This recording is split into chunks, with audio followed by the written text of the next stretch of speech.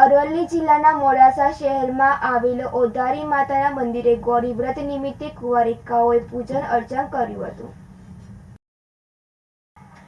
અરવલ્લી જિલ્લાના મોડાસા શહેરના મધ્યમાં આવેલ ઓધારી માતાના તળાવ પાસે આજે ગૌરી વ્રત નિમિત્તે કુંવારિકાઓ દ્વારા પૂજા અર્ચના કરવામાં આવી હતી, જેમાં ઓધારી મંદિરના મહંત અતુલભાઈ જોશીએ તેમને પૂજા કરાવી અને આ દીકરીઓને આશીર્વાદ પાઠવ્યા હતા.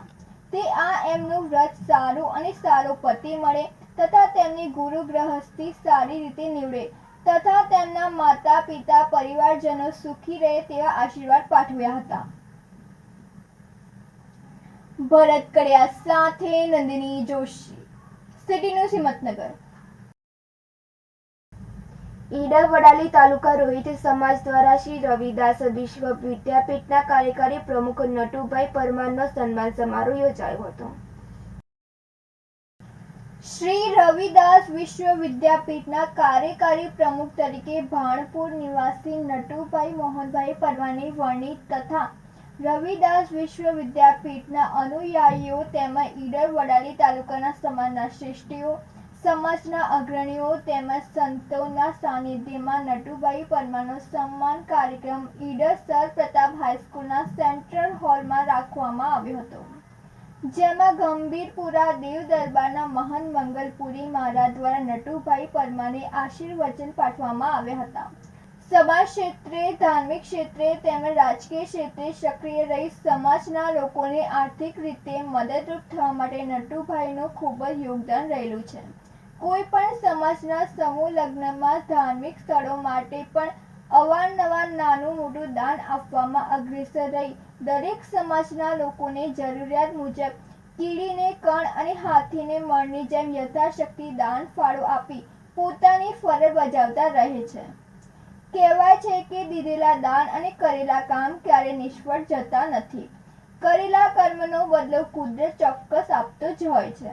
વિશ્વ વિદ્યાપીઠના પ્રમુખ તરીકે વરણી થતા સાબરકાંઠા જિલ્લાના રવિદાસના અનુયાયીઓમાં આનંદની લાગણી પ્રસરી હતી, જેમાં સન્માન સમારંભમાં ઈડર વડાલી રોહિત સમાજના અગ્રણીઓ અને પરગણા દ્વારા ફૂલહાર પહેરાવીને શાલ ઓઢાડી અને મોમેન્ટો આપી સન્માન કરવામાં આવ્યું હતું અને તેઓ દિન પ્રતિદિન હજુ પણ ખૂબ પ્રગતિ કરી ખૂબ આગળ વધો અને માતા પિતા અને સમાજનું નામ રોશન કરો એવી સમાજના શ્રેષ્ઠીઓએ શુભકામનાઓ પાઠવી હતી.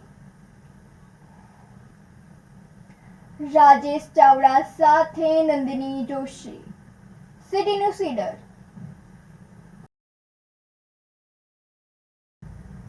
વડાલી શહેરમાં સાબરકાંઠા બેંકમાં ગ્રાહકની નજર ચૂકી થેલી નીચેથી કાપી પૈસાની ચોરી કરનાર 2 આરોપીને ગણતરીના કલાકોમાં એલસીબે ₹1,50,000નો મુદ્દામાલ રિકવર કર્યો હતો.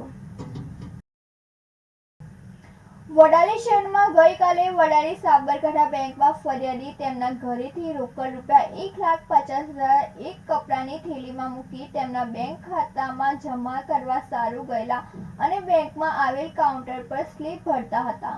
તે વખતે કોઈ અજાણ્યા ઈસમોએ પાછળથી ફરિયાદીની કપડાની થેલી બ્લેડ યા ચપ્પા જેવું હથિયાર મારી થેલીનો નીચેનો ભાગ ફાડી થેલીમાં રહેલ રોકડ ₹1,50,000 ચોરી કરી લઈ ગયા હતા, જે અંગે વડાલી પોલીસ સ્ટેશન એ પાર ગુના રજિસ્ટર નંબર 11-20-54-24-03-07/2024 BNS કલમ 303(2) મુજબનો ગુનો રજીસ્ટર થયેલ હોય, જે ગુનાના કામે એલસીબીની અલગ અલગ ટીમો બનાવી સ્થળ વિઝિટ કરી બેંકના તથા આજુબાજુના વિસ્તારના સીસીટીવી વિડીયો ફૂટેજ ચકાસણી કરી હ્યુમન સોર્સ તથા ટેકનિકલ સર્વેલન્સ તથા ICJS પોર્ટલ તથા સીસીટીવી ફૂટેજ આધારિત તપાસ દરમિયાન સદર 3 ઈસમો આ ચોરીમાં સડોવાયેલ હોવાનો શક પડેલ, જેથી હ્યુમન સોર્સિસ દ્વારા તપાસ દરમિયાન બાતમીદારથી બાતમી હકીકત મળેલ કે સદર 3 ઈસમો બનાસકાંઠાના પાલનપુર આદર્શનગર બાવળી ડેરા ખાતે રહેતા બાવરી સમાજના શિવા બંગાળી કોળી તથા શિવા રણધીર ભાટ તથા મુરલી પરસોત્તમ ચૌહાણ હોય અને તેઓ છૂટક વાહનમાં બેસી બનાસકાંઠા પાલનપુર તેમના વતન ખાતે જતા રહેલ છે. જે હકીકત આધારિત ટીમના માણસોને બનાસકાંઠા, પાલનપુર, આદર્શનગર, બાવરી ડેરા ખાતે મોકલી તપાસ કરાતા 3 ઈસમો પૈકી 2 ઈસમો મળી આવતા તેઓને એલસીબી ઓફિસે લાવી પૂછપરછ